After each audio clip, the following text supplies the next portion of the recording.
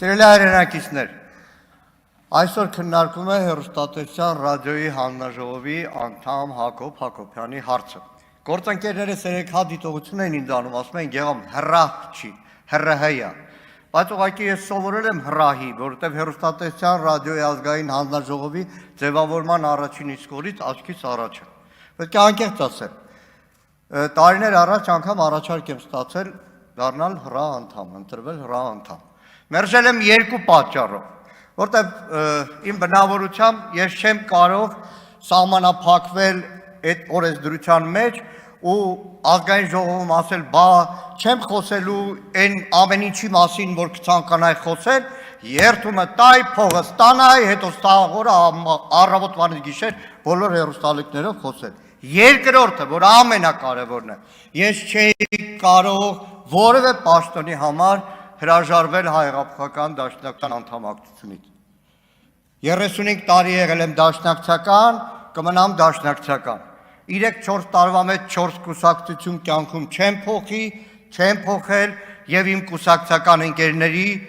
ընկերները նույն ձև տվել են երթում, հավատարիմ եմ մնացել երթումի, եթե երթումը պաշտոն է եղել, բանտ է եղել, զրկանք է եղել, պատերազմի դաշտ է եղել։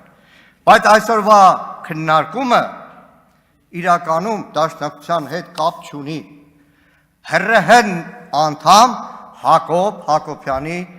վարքի մասին է։ Ոչ թե մի հարցազրույցի, որ Հակոբ Հակոբյանը ունեցել է ու դաշնակցության մասին բան է ասել, մենք էլ նեղվել ենք։ Անգամ այստեղ, որ ասում եք, պարոն Հակոբյան, ես չեմ ատում դաշնակցությունը, Հակոբ Հակոբյանով չի սկսվել դաշնակցության ատողների շարքը։ Հակոբ Հակոբյանով չի ավարտվելու։ Ձեր նախարար եղած ժամանակ հիշեք, քանի ատող ուներ դաշնակցությունը։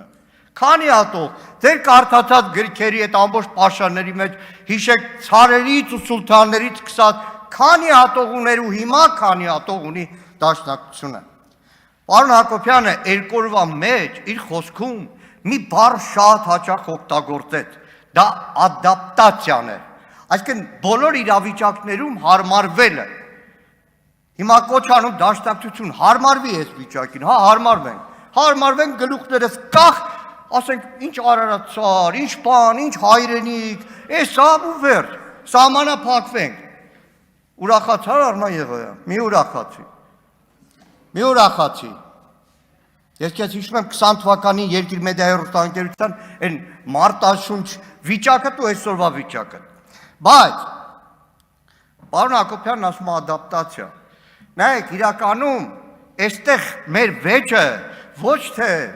անձի մտավորականի հետ է,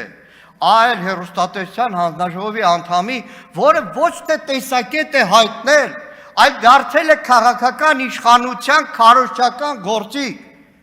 Նայեք, լոկ դաշնակցության դեմ չի, որ Հակոբ Հակոբյանը հեռուստաեթերում խոսել են բոլոր թեզերի մասին, որը ամեն առավոտ հելնում է Նիկոլ Փաշինյանն, ասում է, մեկ էլ այդ օրերին դե իշխանական քարոզչամեքենան ունի մի հատ ցուցակ, հմեկու կարելի է հանրակացարան սարքել, որ Պետրոս Ղազարյանի մոտ գնացողները միանգամից մնան այնտեղ, երկու օր մեկ չգնան գա։ Նայեք, հիմա հարց պարոն Հակոբյանին, այն գարունում, կարող է այդ գարունում օրինակ վեճի նյութ դարձնեիք, որ հայոց ցեղասպանության թեման կոմունիստներն ու չեկան են փաթաթել մեր ժողովրդի վզին։ Հա, ունեցել եք տարբեր տեսակետներ, 80-ականներին հայ պոեզիայի, նախորդ դրա 20-30 տարվա հայ պոեզիայի նկատմամբ ձեր վերաբերմունքը, որ թերթերում բանավեճի նյութ է դարձել, դրա մասին չեմ խոսում, այն բոլոր հիմնարար հարցերի մասին, որ ձեր այդ նույն կաբինետներում նստած Մարգո Ղուկասյաններ, Վազգեն Սարգսյաններ, ձեր գլխավոր խմբագիրներ, այդ թեմաներով, թե ադապտացիան այդպես է։ Սիրելի հայրենակիցներ, այստեղ ազատ խոսքի, հայ մտավորականի խոսքի ճնշում ու սահմանափակում չի, ում գոնե դաշնակցությանը ազատ խոսքի, ազատ մտքի հետ կապած անիմն մեղադրանք մի արեք, որովհետև դաշնակցական մամուլը իր ամբողջ պատմության մեջ եղել է այդ հարթակը, այնքան ազատ խոսք է եղել, այնքան կուսակցության քաղաքականությանը չհամապատասխանող ոնց կա եղել, որ տոննաներով այսօրվա քաղաքական իշխանությանը նյութ են տվել, առավոտվանից գիշեր դաշնակցության դեմ խոսալու համար վերցնում են դաշնակցական թերթից մի հատ հոդված են, մեջբերումով վերջ, այս է դաշնակցությունը։ Գիտեք, այս ամբողջ քննարկումը դաշնակցության դեմ հիշեցնում է ակամայից մի քիչ ավելի տարիքովները քիշեն, ճիշտ է, հիմա 30 տարի էլ իշխանության դաշնակցության դեմ երբ պետք է լինում, ցուցադրում է մի քանի ֆիլմ, որոնցից մեկը Սարոյան եղբայրներն է։ Իհարկե, ես վստահ եմ, որ հեղինակները հոգու խորքում համակրելով դաշնակցությանը, բայց կոնյուկտուրայից ելնելով դաշնակցության դեմ պետքա ֆիլմ ցուցադրեին։ Բայց ինչքան էլ ժամանակ անցավ հակադաշնակցական ֆիլմի մեջ հերոսը մնաց այնուամենայնիվ դաշնակցական Գևորգը, հերոսը մնաց դաշնակցական Գևորգը, եւ ինչքան էլ դաշնակցության դեմ խոսվի, իդեպ Սարոյան եղբայրների հետ կապված։ Սարոյան եղբայրներն ավարտվում է մի խոսքով, մենք դեռ կգանք։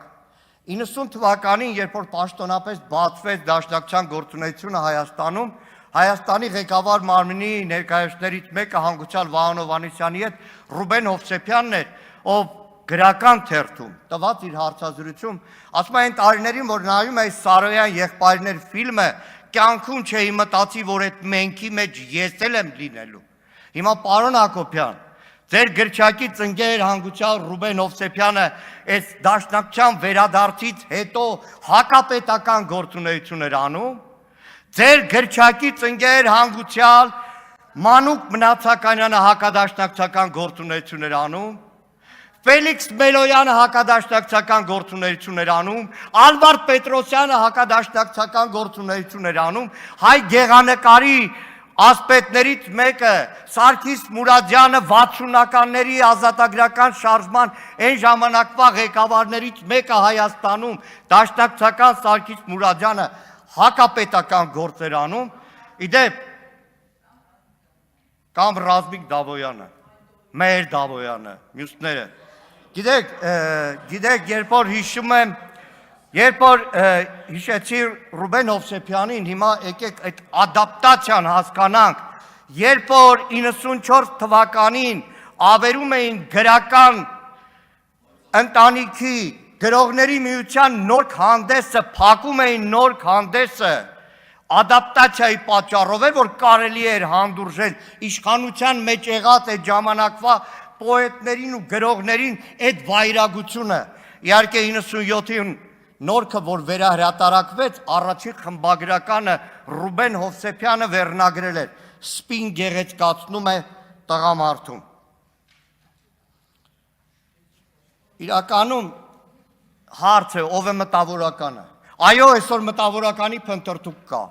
Այո, մտավորականի պատկերացումները ձևափոխվել են։ Այո, ամեն մեկս իր տարիքի համապատասխան ասում է լավ ով է մտավորականը, լավ այս երկրի վիճակի մասին ովքեր են խոսում, ինչու չեն խոսում, ինչի համալսարանական դասախոսները չեն հիշում։ Ես ակամայից տեղափոխվում եմ 80-ականների իմ դասախոսների մեծ ընտանիք, այն ըմբոստությունը ցանկացած անարդարության դեմ։ Մտավորական Խաչիկ Գալստյան, այսօր նստած է բանտում, համալսարանի դասախոս, ում բանտարկության առաջի օրը, որ այցելել եմ, առաջի բառը Խաչիկից, որ լսել եմ, մա գեղամ հունվարի 11-ին քննություն ունեմ, երեխեքս ինչ պետք է անեն։ Խաչիկ Գալստյան, շինծու գործով նստած է, Երևանի պետական համալսարանը, ծտուն չեն անում այդ դասախոսները, բայց դե համարվում են մտավորական։ Իհարկե երեկվա հիշացրած Վազգեն Շուշանյանի, ով է մտավորական ձևակերպման ամեն երկրորդական վարժարան ավարտածի վրա մտավորականի այդ թիկնոցը պետք չի գցել։ Սիրելի հայրենակիցներ, այսօրվա ամբողջ այդ քննարկումը իրականում չէ, լավ գաղտնիք չեմ բացի։ Իրականում այսօրվա ամբողջ քննարկումը մի բանի մասին է, որ մարդը կես-կես չի լինում։ Երեկվա ամբողջ բանավեճ իմ Հակոբ Հակոբյանի, մարդը կամ կանգնում է այստեղ ասում է ես Հակոբ Հակոբյանն եմ, կամ կանգնում է Իլուր հաջորդի ասում է ես Հակոբ Մովսեսն եմ։ Ճիշտ ճանապարհ ունի, կհարգեմ Հակոբ Մովսեսի բոլոր խոսքերը։ Ժամերով կարող ենք վիճել իրար հետ։ Բայց հրայ անդամ դառնալ հրաժարվելուց հետո։ Շնորհակալ եմ։